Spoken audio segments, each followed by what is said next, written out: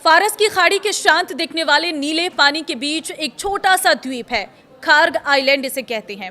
आकार में ये इतना छोटा है कि पहली नज़र में इसे मैप में ढूंढना भी मुश्किल लगता है, लेकिन आज यही छोटा सा द्वीप वैश्विक राजनीति, ऊर्जा बाजार और सैन्य रणनीति के केंद्र में आ गया है। वजह क्या है, इस रिपोर्ट में बताएंगे। वीडियो को लास्ट तक जरूर देखना क्योंकि ये आपके काम की वीडियो है। नमस्कार, मैं हूं आपके साथ ममता तिवारी। आप देख रहे हैं न्यूज़ 18 का डिजिटल प्लेटफॉर्म। राष्ट्रपति डोनाल्ड ट्रंप ऐलान किया है कि अमेरिकी सेना ने खार्ग आइलैंड पर बड़ा सैन्य हमला किया है। ट्रंप के मुताबिक यह हमला मध्य पूर्व के इतिहास की सबसे शक्तिशाली बमबारी में से एक था, जिसमें द्वीप पर मौजूद लगभग सभी सैन्य ठिकानों को नष्ट कर दिया गया। अमेरिकी राष्ट्रपति ट्रंप ने इस द्वीप को ईरानी शासन का क्राउन ज्वेल यानी सबसे कीमती संपत्ति बताया। उन्होंने ये भी कहा है कि हमले के दौरान जानबूझकर तेल से जुड़ी सुविधाओं को निशाना नहीं बनाया गया। यह हमला ऐसे समय में हुआ है जब ईरान पर हॉर्मुज़ स्ट्रेट में जहाजों की आवाजाही को बाधित करने के आरोप लग रहे हैं, और यही वजह है कि अचानक खार्ग आइलैंड अंतर्राष्ट्रीय सुर्खियों में आ गया।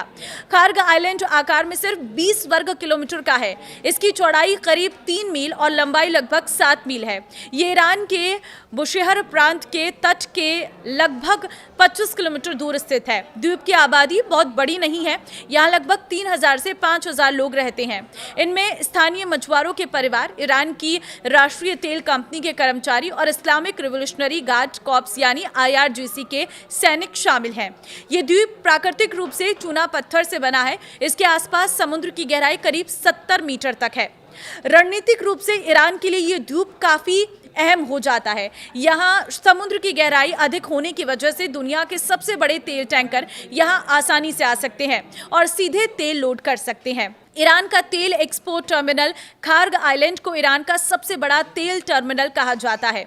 यहाँ विशाल टैंक फार्म भी बने हुए हैं, जिनमें करीब 2.4 करोड़ बैरल कच्चा तेल जमा किया जा सकता है। समुद्र के नीचे बिछी पाइपलाइनें ईरान के बड़े तेल क्षेत्रों जैसे गचसारान और अहवाज को सीधे इस द्वीप से जोड़ती हैं। इन पाइपलाइनों के जरिए तेल खार्ग आइलैंड तक पहुंचता है और फिर यहां से बड़े टैंकरों में भरकर दुनिया के अलग अलग देशों पर भेजा जाता है। इसी वजह से ये द्वीप ईरान की अर्थव्यवस्था की रीढ़ माना जाता है। ईरान की आर्थिक जीवन रेखा। अनुमान है कि ईरान के कुल तेल निर्यात का 90 से 95% हिस्सा खार्ग आइलैंड से ही होता है। प्रतिबंधों से पहले यहां से रोजाना 15 से 20 लाख बैरल तक तेल निर्यात किया जाता है। मौजूदा अंतर्राष्ट्रीय कीमतों के हिसाब से यह हर साल 40 से 60 अरब डॉलर की कमाई करा सकता है।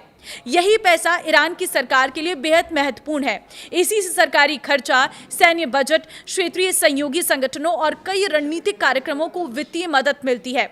अगर किसी कारण से ये द्वीप काम करना बंद कर दे तो ईरान की अर्थव्यवस्था को भारी झटका लग सकता है। खार्ग आइलैंड सिर्फ ईरान के लिए ही नहीं बल्कि पूरी दुनिया के लिए महत्वपूर्ण है। यहाँ से निकलने वाला तेल दुनिया की कुल आपूर्ति का लगभग 2 से 3% हिस्सा है। अगर यहाँ से तेल की आपूर्ति रुक जाए तो अंतर्राष्ट्रीय बाजार में तेल की कीमतें तेजी से बढ़ सकती हैं। कई विशेषज्ञों का मानना है कि ऐसी स्थिति में कीमत $150 प्रति बैरल तक पहुंच सकती है और इसका असर खास तौर पर एशिया और यूरोप के देशों पर पड़ेगा। भारत और चीन जैसे बड़े तेल आयातक देशों के लिए ये स्थिति गंभीर हो सकती है। ट्रंप का सपना और आज की रणनीति। दिलचस्प बात यह है कि खार्ग आइलैंड को लेकर राष्ट्रपति डोनाल्ड ट्रंप का नजरिया नया नहीं है। 1988 में दिए गए एक इंटरव्यू में उन्होंने कहा था कि अगर ईरान अमेरिकी जहाजों पर हमला करता है तो अमेरिका को खार्ग आइलैंड पर कब्जा कर लेना चाहिए। करीब 4 दशक बाद भी उनकी सोच में बिल्कुल भी बदलाव नहीं दिखता है।